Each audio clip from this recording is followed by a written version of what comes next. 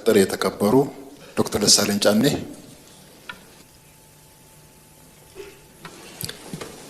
አመሰግናለሁ። የተከበሩ አፈ ጉባኤ፣ ክቡር ጠቅላይ ሚኒስትሩንም በመንግስታቸው የስራ አፈጻጸም ሪፖርት ላይ ለምናነሳቸው አስተያየቶችና ጥያቄዎች ማብራሪያ ለመስጠት በምክር ቤቱ ስለተገኙ ከልብ ማመስገን እፈልጋለሁ። ዛሬ ስድስተኛው የፓርላማ ዘመን የ5ኛ ዓመት የመጨረሻ የመንግስት ሪፖርት የሚቀርብበት ቀን ነው። ላለፉት 5 ዓመታት ገዢው ፓርቲ የሚያጸድቃቸውን ህጎችና ፖሊሲዎች በጭፍን ሳልደግፍና በጭፍን ሳልቃወም ህዝባችን የሚገረፍበትን አለንጋ እያየሁ ድምፄን ሳላጠፋ የመንግስት አሰራሮችን ያለማወላወል ስተች እንዲሁም ለሀገሬ ይጠቅማል ያልኩትን ሀሳብ ሰነዝር ቆይቻለሁ። የዚህ የስልጣን ዘመን ትዕይንት መጋረጃ ከመዘጋቱ በፊት ግን የኢትዮጵያ ህዝብ ነባራዊ የኑሮ ሁኔታ፣ የየዕለት ተግዳሮትና ጭንቀት እንዲሁም ይህንን አስቸጋሪ የኑሮ ሁኔታ የወለደውን የመንግስትን መዋቅራዊ ድክመት የዚህ ዘመን የማይታበል የታሪክ እውነት አድርጌ በታሪክ ፊት ለመመስከር እወዳለሁ። ይህንንም ለማድረግ ማጠቃለያ አስተያየቴና ጥያቄ እንደሚከተለው አቀርባለሁ። 1. የ5 ዓመቱ የኢትዮጵያውያን ተግዳሮቶች። ክቡር ጠቅላይ ሚኒስትር፣ ላለፉት 5 ዓመታት የኢትዮጵያ ህዝብ የከፈለው ዋጋ እጅግ የበዛና ከባድ ነው። እርስዎ ስልጣን ላይ ሲቀመጡ የገቡት የሰላምና የብልጽግና ቃል ኪዳን ነበር። በተግባር ግን ያየነው ተገላቢጦሹን ነው። የሰሜን ኢትዮጵያ ጦርነት ያስከተለው አስከፊ ሰብአዊ ውድመትና ጠባሳ ሳይሽር ዛሬም በአማራ፣ በኦሮሚያ፣ በጋምቤላ፣ በቤንሻንጉል ጉሙዝና በሌሎችም አካባቢዎች የሚታዩት ቀጣይነት ያላቸው ግጭቶችና ጦርነቶች፣ ብሔርና ሃይማኖት ተኮር ጥቃቶች፣ እገታዎችና አለመረጋጋቶች የዜጎችን የመኖር መብት ነፍገዋል። በቅርቡም ከትግራይና ከኤርትራ ኃይሎች ጋር የሌላ ጦርነት ስጋት አሳሳቢ ደረጃ ላይ ደርሷል። በፖለቲካው መስክም የፖለቲካ ምህዳሩ መጥበብ፣ የሀገራዊ ተቃርኖች መስፋት ወይም ፖለቲካል ፖላራይዜሽን፣ የነጻ ሲቪል ማህበራት መኮስመን፣ በጋዜጠኞችና በሚዲያዎች ላይ እገዳዎችና እክሎች ዜጎች አማራጭ ድምፅ እንዳሰሙ አፍነዋቸዋል። በርካታ የፖለቲካ እስረኞችም ህገ መንግስታዊ የፍትህ ዋስትና ተነፍገው ይገኛሉ። ይህ አጠቃላይ የሰላም የጸጥታና የፖለቲካ ውድቀት የፓርቲው የተሳሳተ ፖለቲካዊ ፍልስፍናና ብሔራዊ አንድነትን በተግባር ማምጣት ያቃተው የመደመር ትረካ መዋቅራዊ ስብራት ውጤት ነው። 2. ስልታዊና መዋቅራዊ ስህተቶች። መንግስት የችግሮቹን ስራ መሰረት ትቶ ምልክቶችን ብቻ የመቀጥቀጥና በቁጥር ጨዋታ ህዝብን የማደናገር አካሄድ እየተከተለ ነው። በተላከልን የመንግስት አፈጻጸም ሪፖርት ላይ የሀገሪቱ ኢኮኖሚ በ2018 በጀት ዓመት 10.2 እንደሚያድግ፣ የግብር ገቢ 1.5 ትሪሊዮን ብር መድረሱን፣ የሸቀጦች የውጭ ንግድ 11 ቢሊዮን ዶላር ማስገኘቱንና የውጭ ሐዋላ ፍሰት 7.7 ቢሊዮን ዶላር መድረሱ ተገልጿል። ነገር ግን እነዚህ የቁጥር ስኬቶች የዜጎችን የኑሮ እውነታ ፍጹም አይወክሉም። እንዲያውም መሬት ላይ ካለው እውነታ ጋር በጽኑ ይጋጫሉ። ምክንያቱም አንደኛ የኑሮ ውድነትና የዋጋ ግሽበት ከገቢያችን ጋር አልተመጣጠነም። ሪፖርቱ እስከ ግንቦት 2018 ዓ.ም አጠቃላይ የዋጋ ግሽበት 13.4፣ የምግብ የዋጋ ግሽበት ደግሞ 15% ደርሷል ይላል።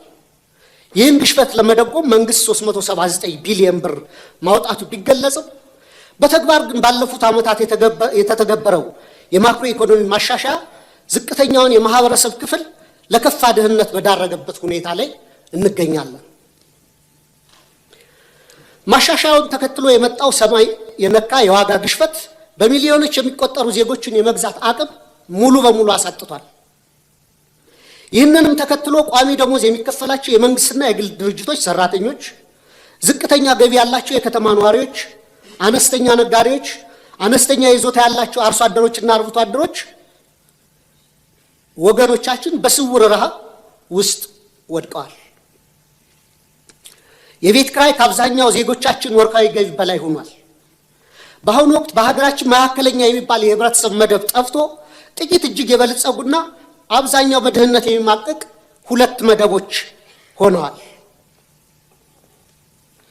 ሌላው የተደበቀ የሀገር ውስጥ ዕዳ መኖሩ በሪፖርቱ መረጃ መንግስት በበጀት ዓመቱ 1.13 ትሪሊየን ብር ብድር መልቀቁንና 91% የሚሆነውም ለግሉ ዘርፍ የተሰጠ ነው ይላል። ክቡራን የብሔራዊ ባንክ ገዥና የፋይናንስ ሚኒስትርን በተደጋጋሚ ላለፉት ዓመታት መንግስት አንድም ሳንቲም የንግድ ብድር ኮመርሻል ሎን አልተበደረም እያሉ ይናገራሉ። ይህ የውጭ ንግድ ብድርን ብቻ ነጥሎ በማየት እውነታውን የማደብዘዝ አካሄድ ነው። መንግስቶ በግምጃ ቤት ሰነድ እና በሀገር ውስጥ የዕዳ ዋስትናዎች አማካኝነት ከሀገር ውስጥ ባንኮችና ተቋማት በቢሊዮኖች የሚቆጠር ብር እየተበደረ መሆኑንና ይህም የሀገር ውስጥ የዕዳ ሸክምን በከፍተኛ ደረጃ እንዳናረው እና የግሉን ዘርፍ ብድር እንዳጣበበው ለምን ተደበቀ? በየጊዜው በዚሁ ፓርላማ የምናጸድቃቸው በቢሊዮኖች ዶላሮች የሚቆጠሩ የእርዳታ ብድሮች ኮንሴሽናል ሎንስ ለምን በሪፖርቱ አይካተቱ? የዕዳው ምንጭና አይነት መለወጡ ዕዳው መኖሩን ያስቀራል ወይ? ሪፖርቱ አሁንም ድረስ ከግል ዩሮ ቦንድ ባለቤቶች ጋር ያለው ድርድር ስላልተቋጨ ሀገሪቱ በከፍተኛ የዕዳ ቀውስ ውስጥ ያለች ወይም ዴት ዲስትረስ መሆኗንም ይሸሽጋል። በእርግጥ ይህን ጥያቄ ካስገባሁት በኋላ አዲስ ዴቨሎፕመንት እንዳለ በሚዲያዎች ተገልጿል። ሌላው የትምህርትና የማህበራዊ ዘርፍ መውደቅ አለ።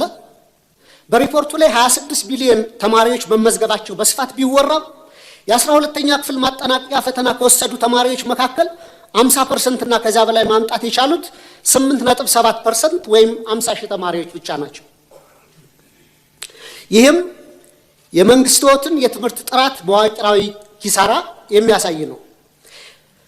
ክቡር ጠቅላይ ሚኒስትር 8.7% የማለፍ ምጣኔ በየትኛውም ዓለም ታይቶ የማይታወቅ ወይም 92% የመውደቅ ምጣኔ ከፍተኛ የትውልድ ብክነት ወይም ጄኔሬሽናል ካታስትሮፊ ነው። እኔ የህይወቴን ግማሽ ጊዜ በማስተማር ነው ያሳለፉት በተለያዩ ደረጃዎችና ኮመንሊ የሚባል አባባል አለ። መምህሩ ፈተና አውጥቶ ተማሪዎችን ማሳለፍ ካልቻለና ከወደቁ የወደቀው መምህሩ ነው የሚል ኮመን አባባል አለ በእኛ በአስተማሪዎች ዘንድና ይህን ያክል 92% የመውደቅ ምጣኔ ካለ እኔ ወድቋል ብዬ ማስበው ትምህርት ሚኒስቴር ነው።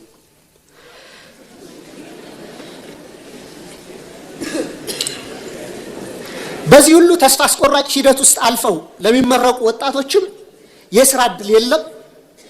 ይባስ ብሎም ወደ 7 ሚሊዮን የሚደርሱ ተማሪዎች አሁንም ድረስ ከትምህርት ገበታቸው ተገልለው ይገኛሉ። ይህ 7 ሚሊዮን አሃዝ ከ20 በላይ የአፍሪካ ሀገራት እያንዳንዳቸው ካላቸው አጠቃላይ የህዝብ ቁጥር በላይ መሆኑንም ልብ ይሏል። ሌላው የሰብአዊ ቀውሶች ትኩረት አለመሰጠቱ ነው። መንግስቱ የመረጃ ማጥራት ስራ ሰርቻለሁ በሚል ሰበብ የሰብአዊ ድጋፍ ፈላጊዎች ቁጥር ከ27 ሚሊዮን ወደ 2.3 ሚሊዮን ወርዷል ይላል። ነገር ግን መሬት ላይ በጦርነትና በድርቅ ምክንያት የተፈናቀሉ፣ የዕለት ደራሽ እርዳታ ያጡ፣ ለቤተሰቦቻቸው ፍጆታ በቂ ምርት የማያመርቱ በሚሊዮን የሚቆጠሩ ዜጎች እያሉን ይህንን ቁጥር ወደ 2.3 ሚሊዮን ዝቅ አድርጎ ማቅረብ ፖለቲካዊ ቁጥር ማሳመር እንጂ የዜጎችን ነባራዊ ህይወት በተጨባጭ የሚያሳይ አይመስለኝም። እንደ WFP፣ ፋኦ፣ ፋሚሊ ኢርሊ ዋርኒንግ ኔትወርክ የሚያስቀምጡት ዝቅተኛ ግምት ከ15.8 እስከ 21.4 ሚሊዮን ኢትዮጵያ ከፍተኛ የምግብ እጥረት ውስጥ እንደሚገኙ ነው። መንግስታዊ ካልከሩ ድርጅቶች ጋር በተያያዘም የእርዳታ እህል አቅርቦት እንዳያከፋፍሉ በመንግስት መከልከላቸውና ወደ ጥሬ ገንዘብ ድጋፍ ወይም ካሽ ትራንስፈር እንዲያተኩሩ ብቻ መገደዳቸው ተገልጿል። ይህም በገበያ ላይ ካለው የዋጋ ግሽበት አንጻር በርካታ ቤተሰቦችን ለከፋ የምግብ ዋስትና እጥረት የሚዳርግ ነው።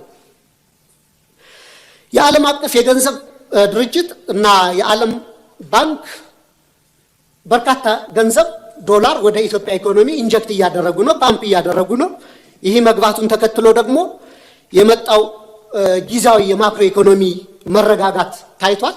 እሱ ጥሩ ነው። የፎሬን ከረንሲ ሪዘርቭ ማደጉ የማክሮ ኢኮኖሚ አመላካቾችም በተወሰነ ደረጃ መረጋጋት ማሳየታቸው መልካም ጅማሮ ቢሆንም የተገኘው ለውጥ የኢትዮጵያውያንን ህይወት በተግባር ካልቀየረ ዘላቂ ትርጉም አይኖረውም። የችግሮቻችን ስረ መሰረት ችላ በማለት በጊዜያዊ ማስታገሻዎችና በፎሬክስ ክምችት እድገት ትረካ ብቻ ሀገር ረጅም መንገድ መውሰድ የምንችል አይመስለኝም። 3 የመፍትሄ ሐሳቦች። ክቡር ጠቅላይ ሚኒስትር፣ እኔ በተደጋጋሚ ለማሳየት እንደሞከርኩት ለሀገራችን ዘላቂ ሰላምና መረጋጋት፣ ብሔራዊ ደህንነትና ልማት የሚከተሉት 3 መፍትሄዎች ዛሬም በመጨረሻ ቀን ደጋግሜ ማቅረብ እፈልጋለሁ። 1 እውነተኛ ብሔራዊ ውይይትና የፖለቲካል መፍትሄ ፖለቲካል ሴትልመንት መድረስ አለብን። በብሔራዊ ምክክር አጀንዳ ማሰባሰብ ሂደት ከ200 ሺህ በላይ ዜጎች ተሳትፈውባታል የተባለለት ሂደት ሐምሌ 2008 ጀምሮ ሀገራዊ ምክክር ጉባኤው እንደሚካሄድ ተገልጿል። ይህንን አንደኛ ከመንግስት የፖለቲካ ተጽዕኖ ሙሉ በሙሉ ነፃ ማድረግ፣ ሁለተኛ አሁንም ተቻኩለን ሂደቱን ለመጨረስ ከምንሯሯጥ ይልቅ ሁሉንም የታጠቁና ያልታጠቁ የፖለቲካ ኃይሎችን ያካተተ እውነተኛ የምክክር ሂደት ማድረግ ያስፈልጋል ብዬ አስባለሁ። ሀገራችን እግር ከወርች አስረው የያዟትን የፖለቲካ ቅራኔዎች በዘላቂነት ለመፍታት ወደ ነፃና ፍትሃዊ የሽግግር ሂደት ትራንዚሽናል ጀስቲስ ሂደት ማምራትና ሁሉን አቀፍ ሀገራዊ እርቅ ማውረድ ብቸኛው መውጫ መንገዳችን ነው። የታጠቁ ኃይሎች ውጊያ በቀጠሉበት ሁኔታ የሚካሄድ የምክክር ሂደቱ በተጠናቀቀ ማግስት የእርስ በርስ ጦርነቱ ከቀጠለ የምክክር ሂደቱ ከፍተኛ የገንዘብና ጊዜ ባከነበት ትርጉም የለሽ ሂደት ሆኖ እንደ ማንነትና ወሰን እንዲሁም እንደ ብሔራዊ እርቀ ሰላም ኮሚሽኖች ያለ ውጤት ይበተናል። 2 ሁሉን አሳታፊ ህገ መንግስታዊ ማሻሻያና እውነተኛ ፌዴራላዊ ስርዓት ማቆም ያስፈልጋል። ሁሉም ዜጎች እኔ ነው የሚሉት ህገ መንግስት እንዲኖረን የህገ መንግስት ማሻሻያ ማድረግ፣ ውሳኔዎችን ከአንድ ማዕከል በኃይል ከመጫን በመውጣት የክልሎችን የራስን ዕድል በራስ የማስተዳደር መብት ሙሉ በሙሉ የሚያከብር ነገር ግን ሀገራችንን ከብሔር መከፋፈል ወይም ባልካናይዜሽን የሚያወጣና ሀገራዊ እድገትን የሚያሰፍን ሚዛናዊ የስልጣን ክፍፍል መፍጠር፣ የሀብት ክፍፍሉንና ፊዚካል ፌዴራሊዝሙን የፈጠሩት የሀብትና የልማት ኢፍትሐዊነትንም ማረም ያስፈልጋል። የሀገር ውስጥ የምርት መነቃቃትና ማህበራዊ ዋስትናንም ማጠናከር ይገባናል። ትኩረቱን በኮሪደር ልማት፣ በሎጆችና ሪዞርቶች ግንባታና በወንዝ ዳር በፓርኮች ግንባታ ላይ ያደረገውን አካሄድ ገታ በማድረግ ለሀገር ውስጥ መሰረታዊ አምራች ኢንዱስትሪዎች ክሪቲካል የሚባሉ ኢኮኖሚያችንን በደንብ ሊያነሱ የሚችሉ ብረት ማውጣትና ማቅለጥ፣ ሜታለርጂ፣ የማሽነሪ ኢንጂነሪንግ፣ የነዳጅ ማጣሪያ አስታውሳለሁ። የነዳጅና ማዳበሪያ ማጣሪያ ፕሮጀክቶች ከመጀመራቸው ከ6 ወር በፊት ክቡር ፋይናንስ ሚኒስትሩን ለምን እነዚህን ፕሮጀክቶች አናስብም እያልኩ እየጠየቁ ነበር እና ያኔ በጀቱ በጣም ከባድ ነው፣ በእኛ አቅም አንችልም እየተባለ ነበርና አሁን የናቹራል ጋዝ ማውጣት ፕሮሰስ መጀመሩ በሱ ደስተኛ ነኝ። ግን ጎረቤት ሀገሮቻችን አሁንም ነዳጅ ያመርታሉ። ከነዚህ ሀገሮች ገዝተን አጣርተን ባይ ፕሮዳክቱንም የመጠቀም የሀገራችንን የነዳጅ ፍጆታ ከመሸፈን አልፈን ለጎረቤት ሀገሮች መላክ ስለምንችል በደርግ ጊዜ ተደርጎ ስለነበር አሁንም የነዳጅ ማጣሪያ እንዲታሰብበት፣ የማዳበሪያ ፋብሪካም ጠይቄ ነበር። የዩሪያው መጀመሩ በጎ ነው። የዳፕ ማዳበሪያ ፋብሪካ ማሰብ መጀመር አለብን። የፋርማሲውቲካል ኮምፕሌክስ፣ ምግብ ዘይት፣ ቴክስታይል ወዘተ እነዚህ ፋብሪካዎች ላይ መስራት ያስፈልገናል። እንደ ባቡር፣ ሀገር አቋራጭ ፍጥነት መንገዶችና የኃይል ግንባታ፣ ለመስኖ መጠጥና ለተለያዩ አገልግሎቶች የሚውሉ መልቲፐርፐስ ግድቦች፣ ዘመናዊ ግብርና፣ የመኖሪያ ቤቶች ግንባታና ለምግብ ዋስትናና ለድሆች የሚሆን ጠንካራ ማህበራዊ የደህንነት መረብ መዘርጋትም በቀጣይ ሊታሰብበት ይገባል። በመጨረሻም ጥያቄ መንግስቱ ላለፉት 5 ዓመታት ሲከተለው የቆየውን የፖለቲካ ችግሮችን በኃይል ከመፍታት ወደ ሰለጠነ የፖለቲካ ድርድር በመሻገር ሀገራዊ አቅምን የበሉትን የትጥቅ ግጭቶች በዘላቂነት ለመቋጨት ሁሉንም የታጠቁ ኃይሎች የሚጋብዝበት እውነተኛና አካታች የፖለቲካ ድርድር ለማድረግ እንዲሁም የህዝቡን መሰረታዊ ህልውናና የኑሮ ዋስትና ለማረጋገጥ የሚወስዱት በተግባር የሚለካ ግልጽ የሰላም የጊዜ ሰሌዳ ለማዘጋጀት ያለውን ቁርጠኝነት ቢያብራሩልን። የኢትዮጵያ ህዝብ በአዲሱ 2019 ዓ.ም በተግባር ሊያዩ የሚችለው ተጨባጭ ተስፋ ምን እንደሆነም እንዲያስረዱ ጠይቃለሁ። በጣም አመሰግናለሁ።